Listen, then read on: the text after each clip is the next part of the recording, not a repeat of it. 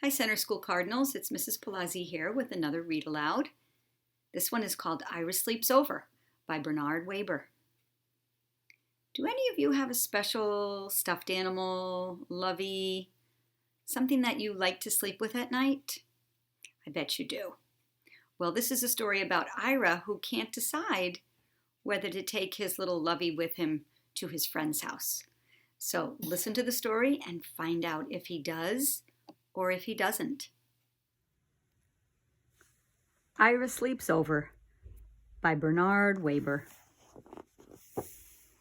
Ira Sleeps Over by Bernard Weber. I was invited to sleep at Reggie's house. Was I happy? I had never slept at a friend's house before. But I had a problem. It began when my sister said, "Are you taking your teddy bear along?" "Taking my teddy bear along?" I said. "To my friend's house? Are you kidding? That's the silliest thing I've ever heard. Of course I'm not taking my teddy bear." And then she said, "But you've never slept without your teddy bear before. How will you feel sleeping without your teddy bear for the very first time?"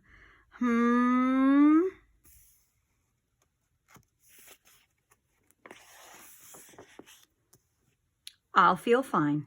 I'll feel great. I will probably love sleeping without my teddy bear. Just don't worry about it," I said. "Who's worried?" she said. But now she had me thinking about it. Now she really had me thinking about it. I began to wonder. Suppose I won't like sleeping without my teddy bear. Suppose I just hate sleeping without my teddy bear. Should I take him?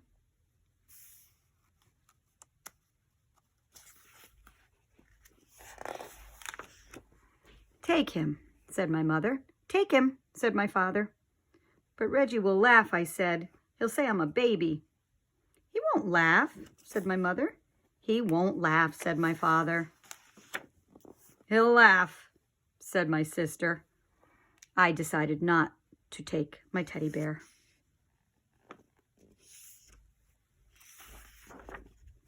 That afternoon, I played with Reggie. Reggie had plans, big plans. "Tonight," he said, "when you come to my house, we are going to have fun, fun, fun. First, I'll show you my junk collection, and after that, we'll have a wrestling match, and after that, a pillow fight, and after that, we'll do magic tricks, and after that, we'll play checkers, and after that, we'll play dominoes, and after that, we can fool around with my magnifying glass." "Great," I said. "I can hardly wait." "By the way," I asked, "what do you think of teddy bears?" But Reggie just went on talking and planning as if he had never heard of teddy bears.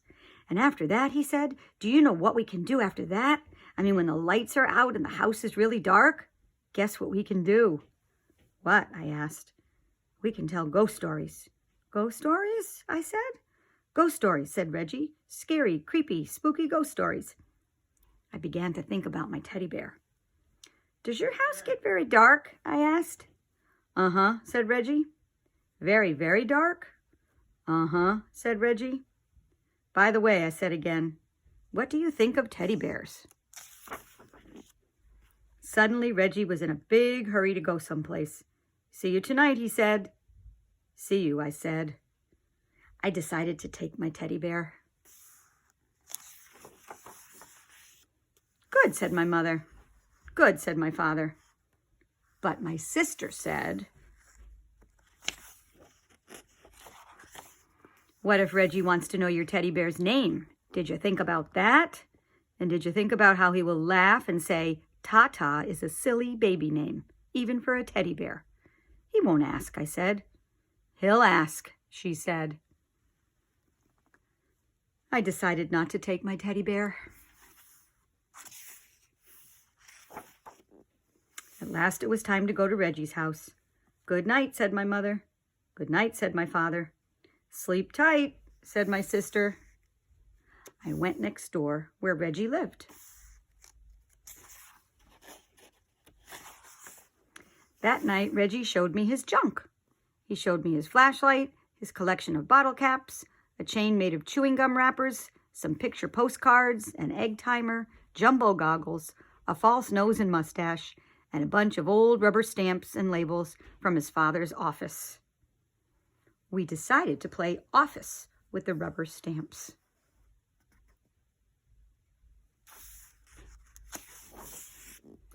After that, we had a wrestling match. And after that, we had a pillow fight. And after that, Reggie's father said, "Bedtime." "Already?" said Reggie. "Already," said his father. We got into bed. "Good night," said Reggie's father. "Good night," we said. Reggie sighed. I sighed. "We can still tell ghost stories," said Reggie. "Do you know any?" I asked. "Uh-huh," said Reggie. Reggie began to tell a ghost story. Once there was this ghost, and he lived in a haunted house, only he did most of the haunting himself. This house was empty except for this ghost, because nobody wanted to go near this house. They were so afraid of this ghost. And every night this ghost would walk around this house and make all kinds of clunky, creaky sounds. "Haroomp, haroomp," like that. And he would go around looking for people to scare, because that's what he liked most to do, scare people. And he was very scary to look at. Oh, was he scary to look at. Reggie stopped. "Are you scared?" he asked. "Uh-huh," I said. "Are you?" "What?" said Reggie. "Are you scared?" "Just a minute," said Reggie. "I have to get something." "What do you have to get?" I asked. "Oh, something," said Reggie. Reggie pulled the something out of a drawer. The room was dark, but I could see it had fuzzy arms and legs and was about the size of a teddy bear. I looked again. It was a teddy bear. Reggie got back into bed. "Now about this ghost," he said. "Is that your teddy bear?" I asked. "What?" said Reggie. "Is that your teddy bear?" "You mean this teddy bear?"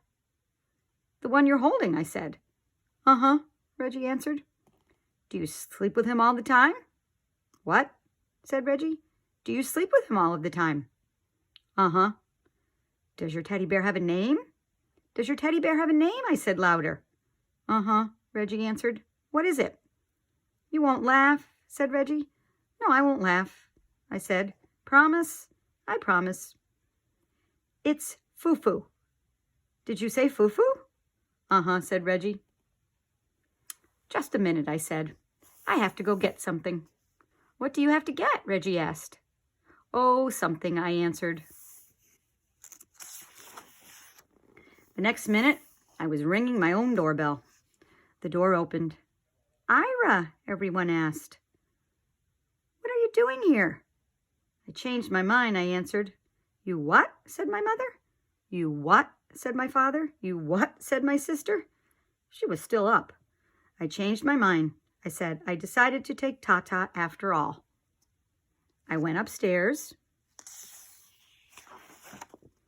Soon I was down again with Tata. My sister said,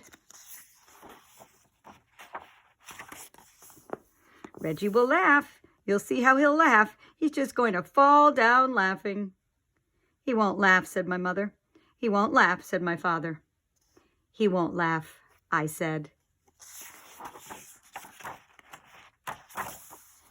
I came back to Reggie's room. "I have a teddy bear too," I said. "Do you want to know his name?"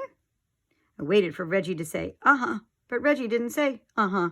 Reggie didn't say anything. I looked at Reggie. He was fast asleep. Just like that, he had fallen asleep. "Reggie, wake up," I said. "You have to finish telling the ghost story." But Reggie just held his teddy bear closer and went right on sleeping. And after that, well, there wasn't anything to do after that. "Good night," I whispered to Tata, and I fell asleep too. The end. Aren't you glad that Ira went back and got his teddy bear? So the next time you're able to sleep over someone's house, like Grandma and Grandpa or your friend's house, don't you think twice about bringing anything that's special to you. And I just wanted to show you what I have here. I have two very special little loveys. And these belong to my children when they used to go to sleep at night or sleep over their grandma's house or a friend's. They're called Puffalumps, and they used to call them Puffy for short. They're very squishy and soft, and I held on to them. So, give your lovey a hug, take good care of it, and I hope you enjoyed the story.